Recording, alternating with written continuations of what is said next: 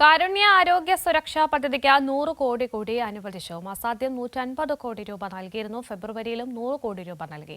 രണ്ടാം പിണറായി സർക്കാർ ഇതുവരെ 2795 കോടി രൂപയാണ് പദ്ധതിക്കായി നൽകിയത്. ഇതിൽ കേന്ദ്ര സർക്കാർ വീതം വർഷം 151 കോടി രൂപ മാത്രമാണ്. ഷീജയുണ്ട് കൂടുതൽ വിശദാംശങ്ങളുമായി. ഷീജ, എന്തൊക്കെയാണ് വിവരങ്ങൾ?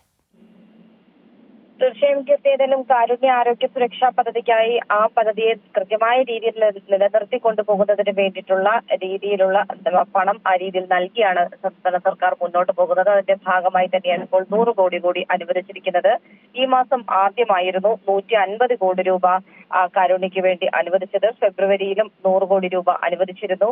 ഏതായാലും ഇതുവരെയായി രണ്ടാം പിണറായി സർക്കാർ അധികാരത്തിൽ ഏറിയതിനു ശേഷം 2795 കോടി രൂപയാണ് ഈ പദ്ധതിക്കായി ഇതുവരെ ആകെ നൽകിയിട്ടുള്ളത്. എന്നാൽ ഇതിൽ കേന്ദ്ര സർക്കാർ വിഹിതം പ്രതിവർഷം 151 കോടി രൂപ മാത്രമാണ് എന്നുള്ളതും എടുത്തു പറയേണ്ടത് തന്നെയാണ്. സംസ്ഥാനത്തെ ദരിദ്രരും ദുർബലരുമായ കുടുംബത്തിന് പ്രതിവർഷം 5 ലക്ഷം രൂപയുടെ ആശുപത്രി ചികിത്സ ഈ പദ്ധതി വഴി ഉറപ്പാക്കുന്നുണ്ട്. 41.96 ലക്ഷം കുടുംബങ്ങളാണ് ഇതിനകം തന്നെ ക്യാപ്സിൽ ഉൾപ്പെടുന്നത്. ഇവർക്ക് സർക്കാർ പാനൽ ചെയ്തിട്ടുള്ള സ്വകാര്യ ആശുപത്രികളിൽ സൗജന്യമായി തന്നെ ചികിത്സാ സൗകര്യം ഉണ്ട് എന്ന് തന്നെയാണ് ഇതിന്റെ ഒരു പ്രത്യേകത. ഏതായാലും ഈ പദ്ധതിയെ കൃത്യമായ രീതിയിൽ നിലനിർത്തി കൊണ്ടുപോകുന്നതിന്റെ ഭാഗമായിട്ടുള്ള തുകയാണ് ഇപ്പോൾ അനുവദിച്ചിരിക്കുന്നത്. ശരി, ഷീജയാണ് ആ വിവരങ്ങൾ നൽകിയത്.